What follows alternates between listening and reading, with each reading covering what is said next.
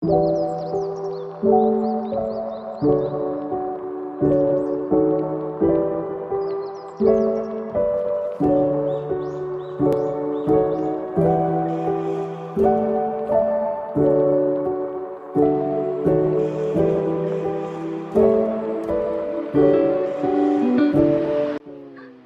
Assalamualaikum warahmatullahi wabarakatuh. Waalaikumsalam warahmatullahi wabarakatuh. Selamat siang adik-adik. Siang, Bu. Bagaimana kabarnya hari ini? Alhamdulillah baik, Bu.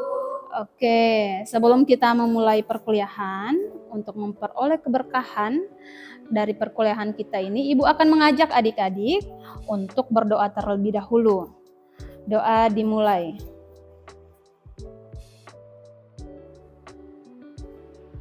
Oke, doa selesai. Amin. Puji syukur kehadirat Allah Subhanahu wa Ta'ala, karena berkat rahmat dan ridhonya kita dapat berjumpa kembali dalam perkuliahan kajian gender dalam pendidikan. Sebelum kita mulai perkuliahan, Ibu akan mengecek kehadiran adik-adik terlebih dahulu. Yang pertama ada Andi Rini, Amelia Ramadhani. Nah adik-adik, tidak terasa kita sudah memasuki pertemuan 4. Pada pertemuan ini kita akan mempelajari gender dalam budaya Bugis Makassar. Sebelum kita mengkaji materi ini, Ibu ingin tanyakan dulu, masih ingat tidak materi yang kita sudah pelajari pada pertemuan sebelumnya? Ingat, Bu. Ingat. Sebelumnya kita sudah belajar tentang apa? Saya, Bu. Oke, Arnada. Sebelumnya kita sudah mempelajari terkait aliran-aliran feminisme. Betul sekali Arnada. Nah, aliran-aliran feminisme itu apa saja? Siapa yang bisa? Saya, Bu. Oke, Andi Rini ya? Iya, Bu. Yang Ya. pertama itu feminisme liberal, yang kedua itu feminisme radikal, dan yang ketiga feminisme marxis, dan yang terakhir feminisme sosialis. Betul sekali Andi Rini. Jadi ada 4 aliran feminisme. Oke, kali ini kita akan mempelajari tentang gender dalam budaya Bugis Makassar. Apa sih sebenarnya manfaat kita mempelajari materi ini? Saya, Bu, Oke, Pera. yaitu manfaatnya itu kita Seperti yang kita ketahui bahwa masyarakat Indonesia itu kan beragam. Dari keberagaman ini butuh yang namanya toleransi. Kalau kita toleransi dengan keberagaman orang lain, tentu saja ini akan mendukung terwujudnya suatu masyarakat yang damai seperti itu. Oleh karena itu adik-adik, capaian pembelajaran yang diharapkan adik-adik capai pada pertemuan ini yaitu mampu menguraikan gender dalam budaya Bugis Makassar. Sebelumnya Ibu ingin tanyakan, masih ingat kalau pertemuan sebelumnya Ibu sudah kasih tugas kan? Ya, tugasnya itu membuat video terkait dengan dokumentasi wawancara adik-adik di lapangan. Nah, sebelum kita bahas terkait hasil dokumentasi wawancara tersebut, Ibu ingin menampilkan dulu sedikit materi terkait dengan gender dalam budaya Bugis Makassar. Silahkan disimak. Bismillahirrahmanirrahim. Assalamualaikum warahmatullahi wabarakatuh. Berjumpa kembali dengan saya Ibu Fauziah Zahrawati B yang akan menemani adik-adik dalam perkuliahan kajian gender dalam pendidikan. Oke adik-adik, jadi dari materi yang sudah ditampilkan tersebut bisa adik-adik pahami bahwa gender dalam budaya Bugis Makassar itu sudah dijelaskan dalam 3 sub materi. Yaitu yang pertama, bagaimana sih sebenarnya potret gender dalam Bugis Makassar secara sosioekonomi. Selanjutnya Ibu akan menampilkan video hasil kerja adik-adik terkait data-data yang sudah didapatkan di lapangan. Bagaimana sih sebenarnya potret realnya pembagian peran gender di masyarakat ini.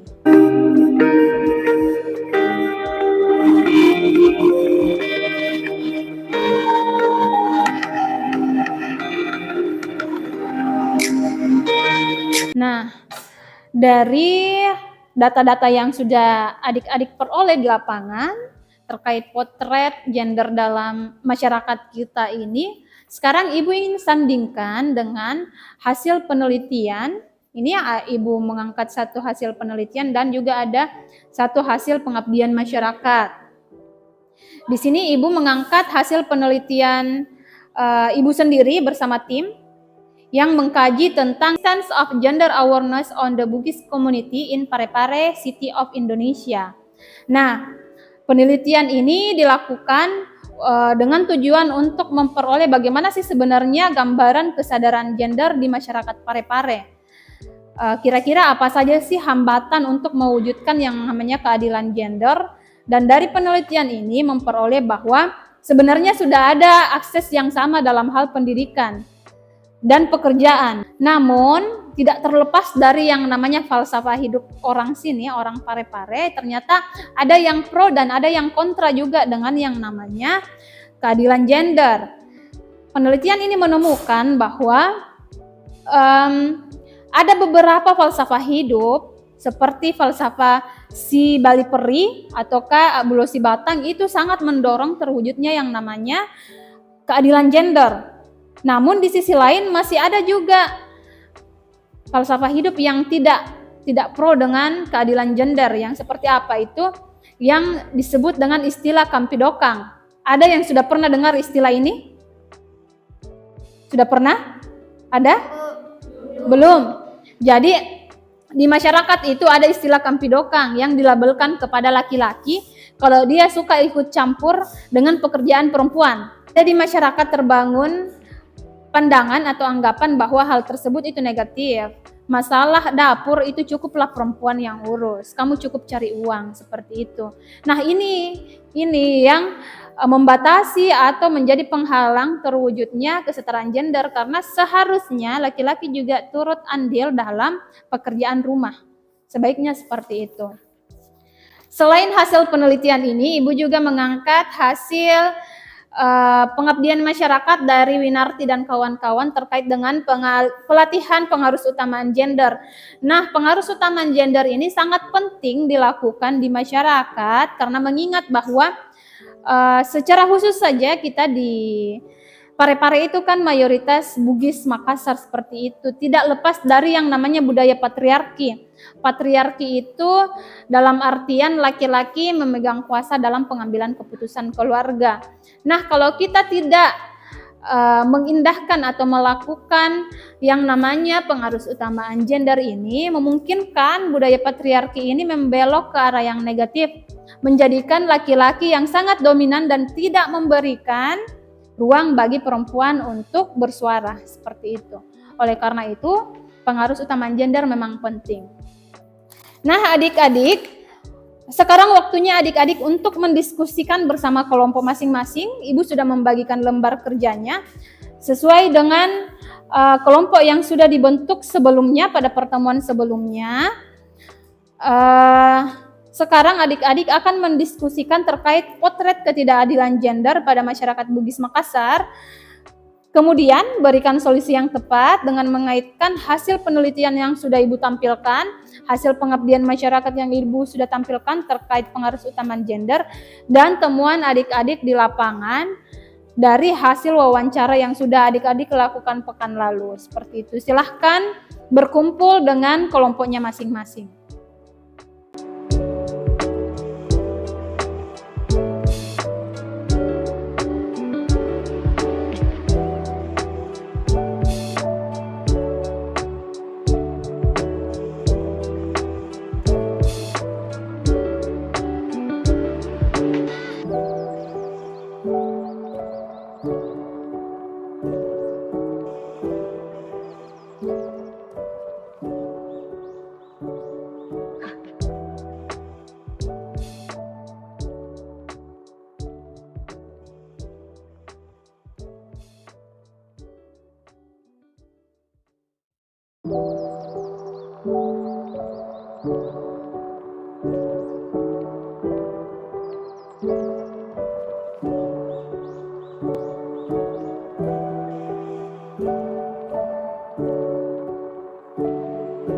Oke adik-adik, sudah selesai ya diskusinya ya? Oke, kalau sudah selesai, setiap kelompok itu akan menunjuk satu orang perwakilan, nantinya itu akan mempresentasikan hasil diskusinya. Oke ya, kita mulai dari kelompok 1 dulu. Baik, bismillahirrahmanirrahim. Assalamualaikum warahmatullahi wabarakatuh. Waalaikumsalam. Baik, kami dari perwakilan kelompok 1 akan menjelaskan terkait dari hasil diskusi kami terkait dari potret ketidakadilan gender. Nah, mayoritas masyarakat di sana itu memiliki lahan pertanian yang cukup. Nah, di mana sehingga setiap keluarga yang memiliki anak laki-laki itu mengarahkan anak laki-lakinya untuk menggarap sawah keluarga mereka. Nah, konsekuensi adalah banyak anak laki-laki di desa tersebut putus sekolah atau bersekolah hanya sampai jenjang SMA. Bukan cuma jenjang SMA, bahkan di desa saya, di desa Lombok, Kecamatan Pituriase, Kabupaten Sidrap itu banyak anak-anak SD bahkan hanya sampai kelas 1-2 atau bahkan ada yang tidak selesai SD itu berhenti sekolah, tidak melanjutkan pendidikan ke yang lebih tinggi lagi karena kebanyakan orang tua mengarahkan anaknya untuk membantu saja di kebun karena mereka mengatakan bahwa buat apa melanjutkan pendidikan ke yang lebih tinggi lagi, ujung-ujungnya akan kembali ke desa masing-masing untuk menggarap sawah keluarga. Oke, selanjutnya kita persilahkan perwakilan dari kelompok 3. Silahkan. Assalamualaikum warahmatullahi wabarakatuh. Waalaikumsalam. Saya perwakilan dari kelompok 3 akan membahas mengenai potret ketidakadilan gender, yaitu kesetaraan dalam bidang pendidikan. Oke, yang mau bertanya silahkan angkat tangannya. Oke, Arnada, silahkan. Baik, pertanyaan saya yaitu coba berikan contoh ketidakadilan gender dalam bidang pendidikan. Oke, sangat bagus. Contoh ketidakadilan gender dalam bidang pendidikan. Sebelum Ibu jawab, Ibu lempar dulu ke peserta diskusi. Seperti itu adik-adik, jadi kesimpulan apa yang bisa kita petik dari proses pembelajaran hari ini bahwa sebenarnya kita sebagai orang muslim ya, sebenarnya di dalam Al-Quran itu juga sudah mengajarkan kita bahwa tidak ada yang namanya perbedaan antara laki-laki dan perempuan. Seperti yang sudah diuraikan dalam Quran surat An-Nisa ayat 124 yang artinya bahwa barang siapa mengerjakan amal-amal soleh, baik laki-laki atau perempuan, sedang ia orang yang beriman, maka mereka akan masuk ke dalam surga. Dan mereka tidak akan dianiaya walaupun sedikit. Siapa yang bisa memberi tanggapan terkait dengan pengetahuan baru apa yang adik-adik peroleh setelah mempelajari materi ini? Silahkan Nurul Rahmania. Baik, terima kasih Bu. Jadi tanggapan saya setelah mempelajari terkait ketidakadilan dalam gender, ternyata khususnya di budaya Bugis Makassar itu ternyata masih kental. Masih banyaknya orang-orang yang beranggapan bahwasanya laki-laki itu lebih di atas daripada perempuan. Jadi masih kentalnya budaya patriarki dalam masyarakat Bugis. Jadi itu tanggapan saya.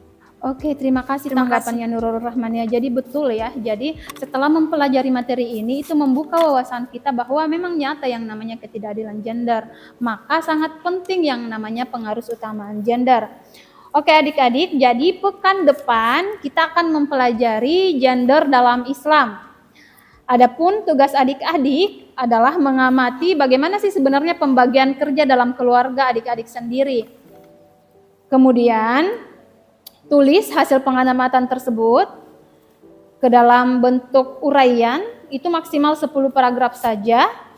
Upload pada laman Edlink masing-masing dalam bentuk PDF ya, paling lambat itu H-1 di jam 10 malam. Jadi jangan sampai terlewatkan dan jangan lupa upload di Edlink. Sebelum menutup perkuliahan hari ini, Ibu ingin memberi sedikit pantun ya. Iya, Bu. Bunga mekar di perbukitan, sawah luas di pedesaan. Terima kasih untuk perhatian. Mohon maaf untuk segala kesalahan. Terima kasih adik-adik. Ibu tutup dengan ucapan wassalamualaikum warahmatullahi wabarakatuh. Waalaikumsalam warahmatullahi wabarakatuh. Sampai jumpa di pertemuan selanjutnya. Ibu.